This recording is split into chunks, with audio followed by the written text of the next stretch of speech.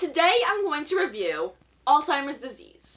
What if there was a cure? By Dr. Mary T. Newport. This is part 1 of a 2-part review.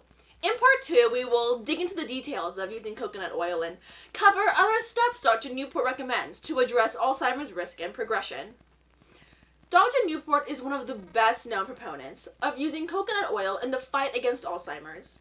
In his early 50s, her husband Steve developed early-onset Alzheimer's.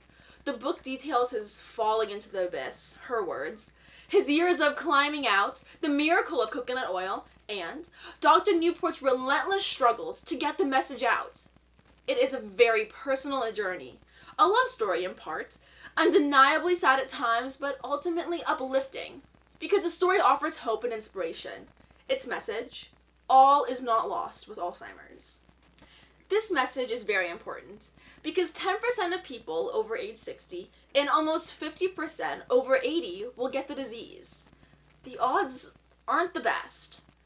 The book was published in 2011 and is as relevant today as it was then, because treatment of the disease has not improved by any measure. In the last 2 decades, Big Pharma poured hundreds of millions of dollars into research, looking as they always do for a wonder drug that sadly has not materialized. In the last few years, some of the biggest companies involved have announced that they have more or less given up.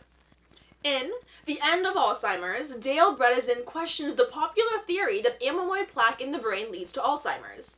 The plaque has been the target of almost all mainstream research in the disease. With incredible insight back in 2011, Dr. Newport also argued that theory was incorrect. Today, many researchers agree that the singular focus of research on plaque for the past 2 decades was a big mistake.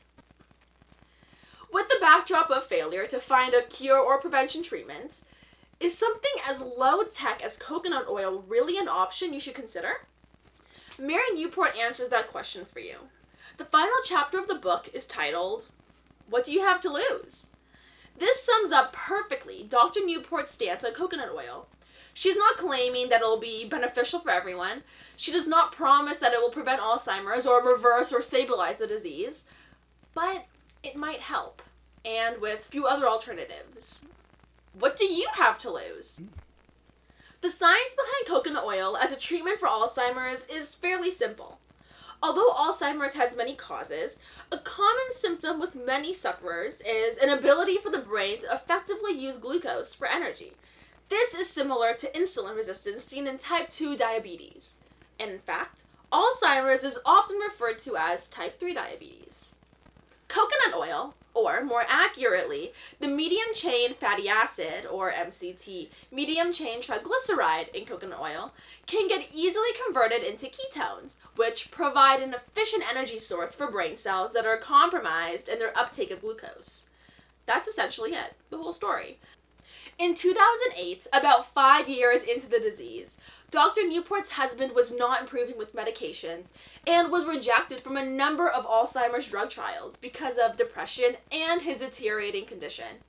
The night before screening for a new drug trial, Dr. Newport stumbled onto a little-known study showing that MCT oil improved cognitive performance in patients suffering from Alzheimer's.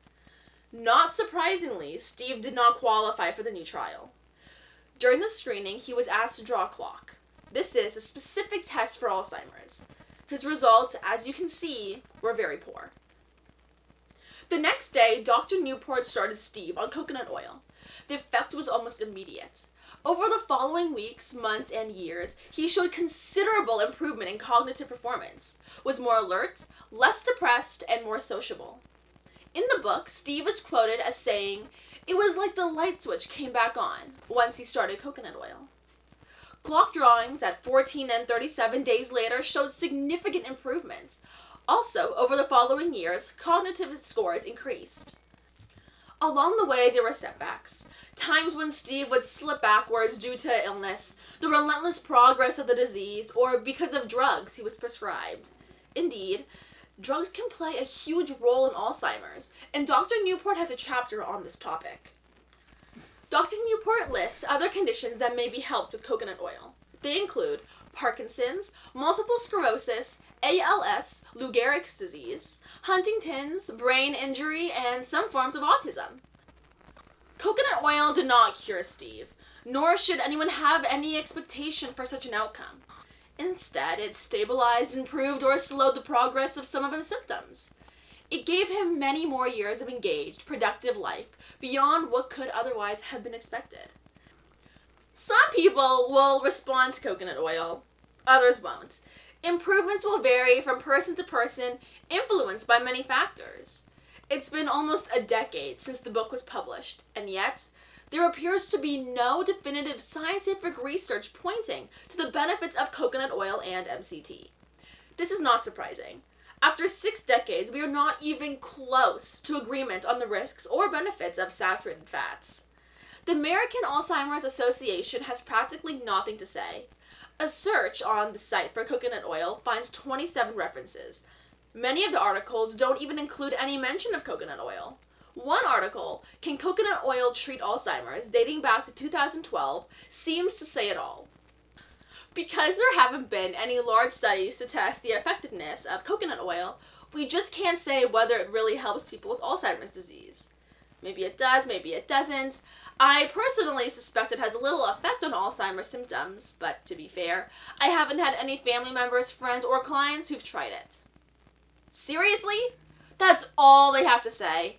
The British Alzheimer's Society has 3 articles on search for coconut oil. The main one, Coconut Oil and Dementia, is downright hostile to coconut oil.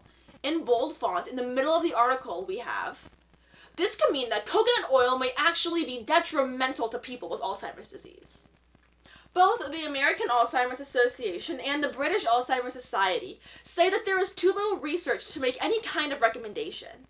If that is the case, why in the last decade have they done nothing about it?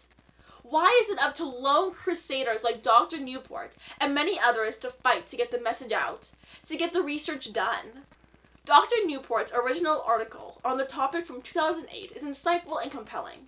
It and the book should be a must-read for everyone with even a passing interest in Alzheimer's. And then, everyone will have to decide for themselves, or for a loved one, what to do next. The key is to do your own research, and that's precisely why this book is such a valuable resource.